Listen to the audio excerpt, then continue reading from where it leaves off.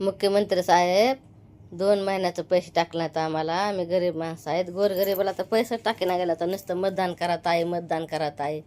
मतदान केलं, KYC केली, तर 1 रुपया बी नाही आम्हाला आला. सगळ्या लोकांनी पैसे पड 2-2, 3-3 हजार रुपये, आणि आम्हाला तर रुपया बी नाही आला. असं एवढी लबाडी करायची असते का? KYC करा, KYC करा करून KYC बी केली, तरी बी लाडक्या बहिणीला पैसे नाही टाकलं तुम्ही. असं कसं बरं मुख्यमंत्री साहेब? टाकाय पाहिजे होतं ना तुम्ही सगळ्यालाच.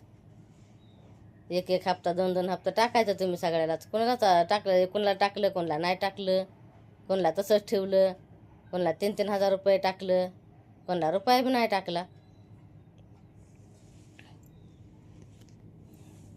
आणि आमच्या लाडक्या बहिणी, आमच्या लाडक्या बहिणी, आमच्या लाडक्या बहिणी कशाच्यात आमच्या लाडक्या बहिणी? काय कोणा लाडक्या बहिणीला टाकायचं आणि कोणा लाडक्या बहिणीला सोडून द्यायचं. आणि नुसतं म्हणायचं आमच्या लाडक्या बहिणी आहेत आणि सगळ्याला पैसे टाकणार आहेत आम्ही. 2-2 हप्ते सगळ्याला टाकणार आहेत. 2-2 हप्ते जागे 10 रुपये बी तुम्ही टाकलं नाहीत. 2 हप्ते तर लांबच राहिलं.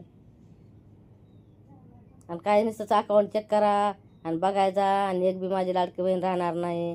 कशी राहणार? आणि मी आता तर सोडूनच दिल्या लाडक्या बहिणी.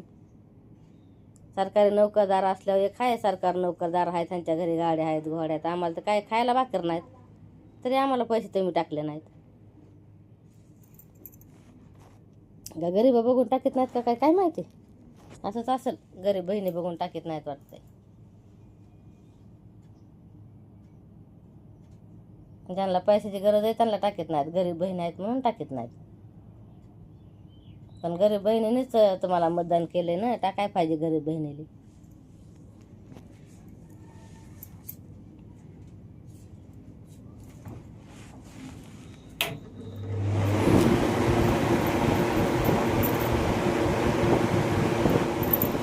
आणि 2-2 भाऊ बहिणीला, मुख्यमंत्री भाऊ 2-2 लाडक्या बहिणीला.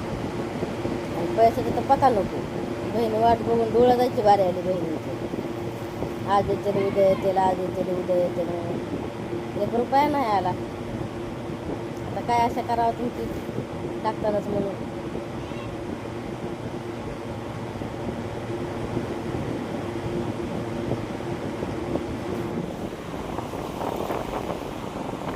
त्या हप्त्यात नाही आलं, पुढच्या येते, पुढच्या ह्या दिवशी नाही आलं, पुढच्या